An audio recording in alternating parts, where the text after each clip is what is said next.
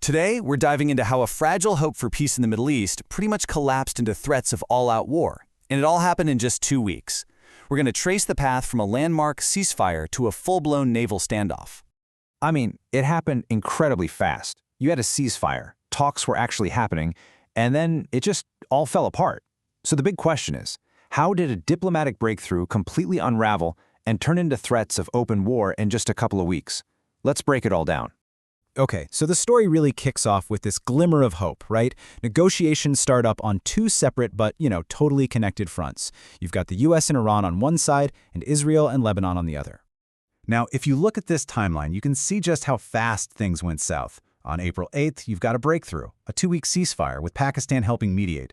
But only 3 days later, the talks are dead in the water. Then, just 1 day after that, a massive escalation. President Trump announces a full naval blockade of Iranian ports. And here's the really weird part. Despite all that, on April 21st, he agrees to extend the ceasefire.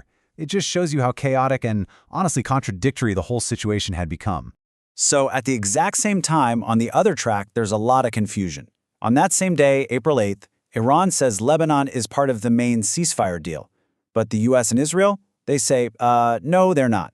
But this disagreement actually forced a pretty historic moment. The first direct talks between Israel and Lebanon in decades. And get this, it led to their own separate 10-day ceasefire.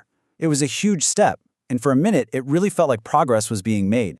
So, with the diplomatic track hitting a wall, especially between the US and Iran, the whole focus shifts. It moves from the negotiating table to the high seas. Suddenly, economic and military pressure became the only language anyone was speaking. And the main tool they're using here is something called maritime interdiction.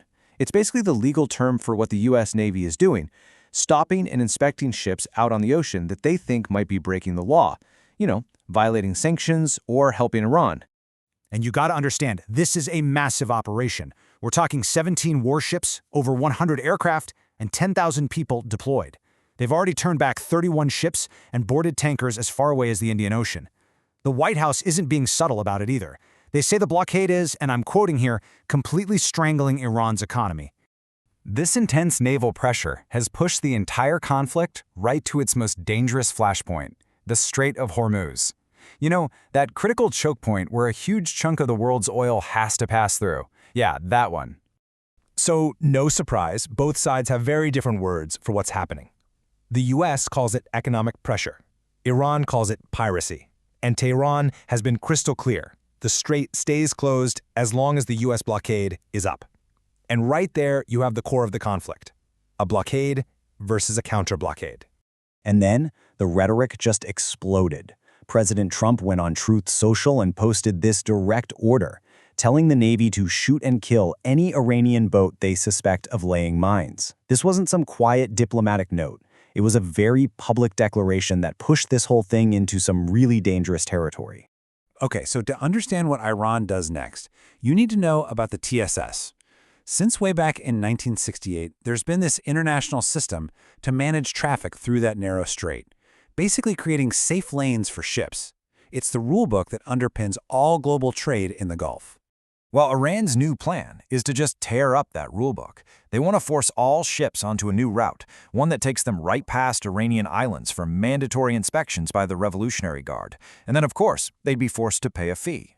And that fee, it's reportedly huge. We're talking around $2 million per ship. Now, to be fair, Iran has denied this exact number in the past. But then, to make things even more confusing, the country's deputy speaker of parliament claimed that they have started collecting tolls, so nobody really knows what's going on. So to back up their threats, Iran attacked 3 cargo ships, and then they dropped this really dramatic video footage claiming it showed their forces seizing 2 of the vessels. It was a major PR move. But was it real? Well, the team over at BBC Verify took a close look and found some pretty serious issues. I mean, this is a great example of the information war that's going on. The timing of the aerial shots seems to be hours after the attack happened. A hatch on the cargo ship is just conveniently open, and it looks like a second camera crew was already on board waiting for them to arrive. It all kind of suggests that at least parts of the video might have been staged. So while all this is going down in the Gulf, the conflict is also heating up on that second front, along the super volatile border between Israel and Lebanon. That fragile ceasefire is barely holding on. And Lebanon's whole position is summed up perfectly in this quote from their prime minister.